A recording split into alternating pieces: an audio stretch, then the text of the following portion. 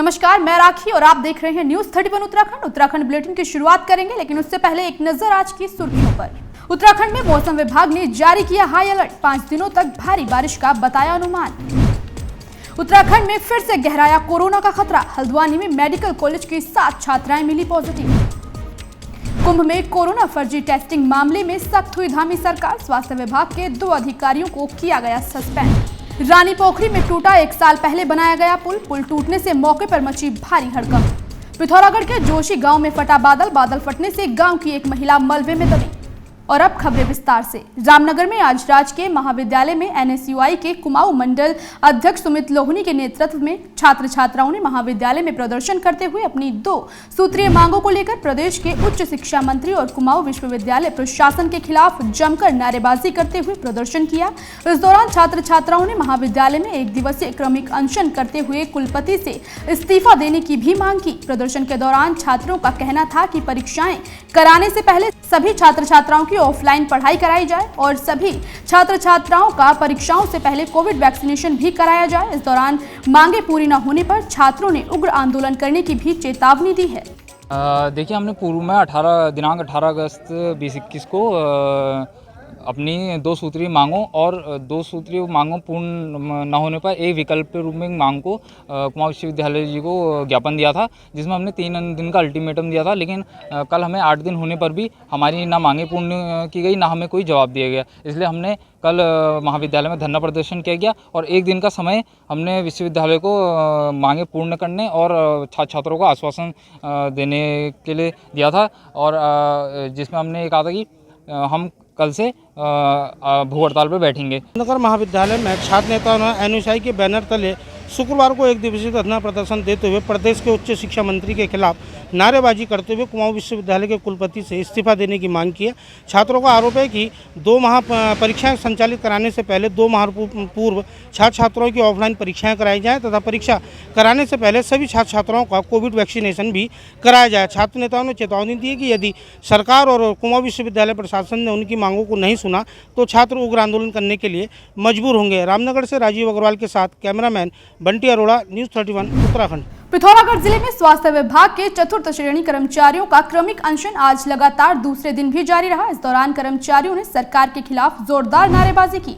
वहीं अनशन पर बैठे कर्मचारियों का कहना है कि प्रमोशन के साथ ही हाई स्कूल से कम पढ़े लिखे कर्मचारियों को टेक्निकल घोषित करके उनकी ग्रेड पे में 4200 रुपए बढ़ाए जाएं। साथ ही लंबे समय से आंदोलन करने के बावजूद भी सरकार की ओर से उनकी मांगों का अनदेखा किया जा रहा है, जिसे किसी भी कीमत पर बर्दाश्त नहीं किया जाएगा। वहीं कर्मचारियों ने सरकार पर उनके साथ सौतेला व्यवहार करने का भी आरोप लगाया है। साथ ही उन्होंने कहा कि अगर क्रमिक अनशन से भी सरकार उनकी मांगों को अनदेखा करेगी तो वो आमरण अनशन करेंगी। कर्मचारी एकता जिंदाबाद, जिंदाबाद, जिंदाबाद। कर्मचारी एकता। मांगे तो हमारी सर्वप्रथम मांगे हैं पदोन्नति और टेक्निकल घोषित करने के बाद जैसे अन्य विभागों में पशुपालन और ये वन विभाग उद्यान में वो टेक्निकल घोषित करके उनको 4200 ग्रेड पे दे दिया गया। परंतु चिकित्सा एवं स्वास्थ्य जो सबसे ज़्यादा टेक्निकल काम करता है, मरहम पट्टी करता है, इंजेक्शन भी कभी कभी उससे लगवाते हैं, अन्य काम भी उससे करवाते हैं, ओटी का काम कर रहा है, अन्य काम कर रहा है, डार्क रूम सहायक का काम कर रहा है, परंतु उससे अभी तक टेक्निकल नहीं करा गया है। इसीलिए हमें सरकार और हम अपने महानिदेशक से अनुरोध करना चाहते हैं। अनुरोध तो क्या करें, कई समय से अनुरोध कर चुके हैं, परंतु अभी क्रमिक अनशन, इसके बाद हम आमरण अनशन करने के तैयार हैं और अभी तक हमारी मांगों की तरफ कोई खास ध्यान नहीं दिया जा रहा है। 29 तारीख को हमारी मांगों पर सफल वार्ता होने के पश्चात भी अभी तक हमारी शासन पर वार्ता चल रही है, इसलिए हम अभी एक क्रमिक अनशन में बैठे हुए हैं। इसके बाद अगर 10 दिन तक हमारी मांगों पर अगर अनदेखा किया जाता है तो उसके बाद हम क्रमिक अनशन में आमरण अनशन में बैठ जाएंगे। उत्तराखंड कांग्रेस कमेटी के नवनियुक्त प्रदेश कार्यकारी अध्यक्ष जीतराम टम्टा के रामनगर पहुंचने पर कांग्रेस कार्यकर्ताओं ने पार्टी कार्यालय में उनका जोरदार स्वागत किया। इस दौरान नवयुक्त प्रदेश कार्यकारी अध्यक्ष जीतराम टम्टा ने कार्यकर्ताओं की बैठक लेते हुए बताया कि 3 सितंबर से उत्तराखंड में कांग्रेस की ओर से परिवर्तन यात्रा निकाली जा रही है, जो कि खटीमा से शुरू होकर रुद्रपुर में खत्म होगी। उन्होंने कहा कि 5 सितंबर को यात्रा रामनगर पहुंचेगी। साथ ही उन्होंने बताया कि यात्रा का मकसद प्रदेश की भाजपा सरकार के 4.5 साल के कार्यकाल की विफलताओं को जनता को बताना है। इसके अलावा उन्होंने भाजपा सरकार पर आरोप लगाते हुए कहा कि भाजपा के कार्यकाल में उत्तराखंड राज्य विकास काफी पिछड़ गया है, तो वहीं महंगाई बेरोजगारी को लेकर भी जनता काफी परेशान है। साथ ही कोविड में भी सरकार पूरी तरह से फेल हुई है। उन्होंने कहा कि इन सभी बातों को जनता के सामने रखा जाएगा और 2022 में भाजपा को सत्ता से बाहर करने की रणनीति भी तैयार की जाएगी। आज हमारा रामनगर के अंदर हमारा ये कार्यक्रम, हमारी जो परिवर्तन रैली कांग्रेस की है, ये खटीमा से शुरू होकर के और रुद्रपुर में जा कर के विभिन्न मार्गों से, हल्द्वानी से, कालाढूंगी से रामनगर होते हुए जसपुर, काशीपुर और बाजपुर, गदरपुर से और रुद्रपुर में समाप्त होगी। उस रैली के संबंध में आज हमने ये मीटिंग का आयोजन किया है और तमाम कार्यकर्ता जो है इस मीटिंग में प्रतिभाग कर रहे हैं और हमें जो यहाँ पर इस रैली को सफल बनाने के लिए अपने कार्यकर्ताओं का आह्वान करना है।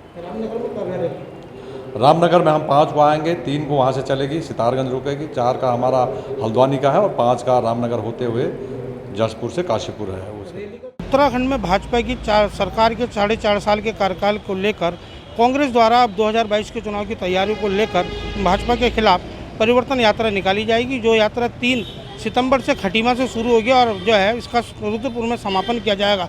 परिवर्तन यात्रा की सफलता को लेकर कांग्रेस के नवनियुक्त प्रदेश कार्यकारी अध्यक्ष प्रोफेसर जीत राम टम्टा शुक्रवार को रामनगर पहुंचे, जहां रामनगर में कांग्रेस कार्यालय में पार्टी कार्यकर्ताओं ने उनका जोरदार स्वागत किया।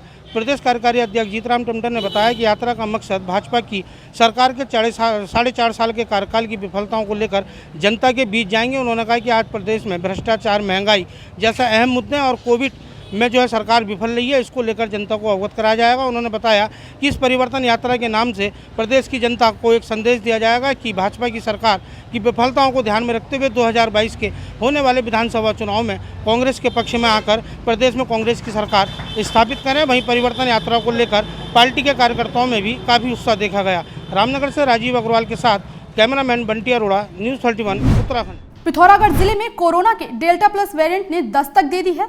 दिल्ली में हुई जीनोम सीक्वेंसिंग के बाद जिले में डेल्टा प्लस वेरिएंट के 3 नए मामले सामने आए हैं, जिसके बाद प्रशासन के हाथ पांव फूल गए हैं। इस दौरान जिला अधिकारी ने स्वास्थ्य विभाग के अधिकारियों के साथ बैठक कर पॉजिटिव मामलों के कॉन्टैक्ट ट्रेसिंग बढ़ाने के निर्देश दे दिए हैं। साथ ही जिला अधिकारी ने स्वास्थ्य विभाग से कोविड सैंपलिंग बढ़ाने के साथ ही डेल्टा वेरिएंट को लेकर खास सतर्कता बरतने के निर्देश दिए हैं। आपको बता दें कि सभी मामले सीमांत क्षेत्र धारचूला से सामने आए हैं, जिससे अब सीमांत इलाकों में कोरोना का खतरा बढ़ता नजर आ रहा है।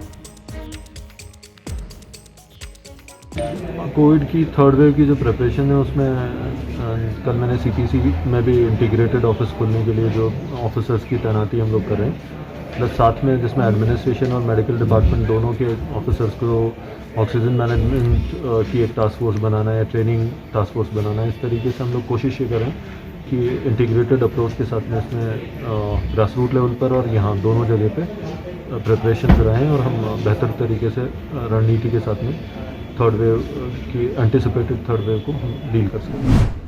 बागेश्वर कांडा में लगातार हो रही बारिश के कारण नागर माजिला गांव के कुछ घरों के आगे बिजली के पोल बिना सपोर्ट के खड़े हुए हैं, जो एक बड़े हादसे को दावत दे रहे हैं। इस दौरान क्षेत्रवासियों का कहना है कि कई बार बिजली विभाग को सूचना देने के बावजूद भी ना तो पोल हटाए गए और ना ही लाइन खींची जा रही है, जिससे बरसात के दिनों में ग्रामीणों पर जान माल का खतरा बना हुआ है। वहीं स्थानीय निवासियों ने बिजली विभाग से अपील की है कि इस समस्या का संज्ञान लेकर इसका निपटारा किया जाए।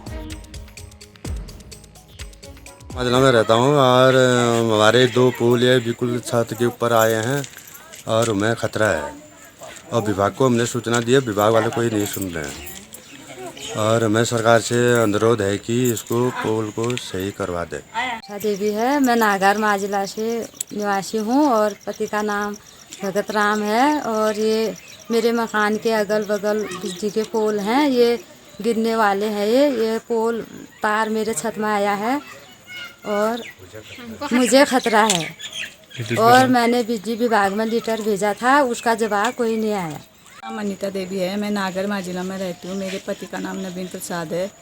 सर, हमारी सरकार से ये दरख्वास्त है कि हमारे घर के आगे पीछे बिजली का पोल है, बारिश का सीज़न है, हमें खतरा है। छोटे छोटे बच्चे छत पे खेलते हैं, इधर उधर दौड़ा भागी करते हैं, पूरे सारे बेल जितने हमारे तारों में लिपटे हुए हैं, हमें खतरा है। इससे हमें जल्दी से जल्दी इस खतरा से बचाने का कष्ट करें।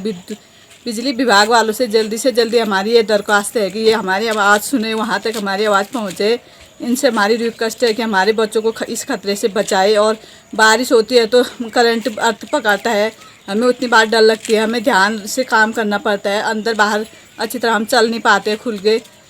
यही हमारी सरकार से रियायत है। धन्यवाद। और इसी के साथ उत्तराखंड बुलेटिन में आज के लिए बस इतना ही। बाकी की खबरों को देखने के लिए आप बने रहिए न्यूज़ 31 उत्तराखंड के साथ। नमस्कार। उत्तराखंड से जुड़ी तमाम खबरों को देखने के लिए हमारे चैनल को सब्सक्राइब करें और बेल आइकन दबाना ना भूलें।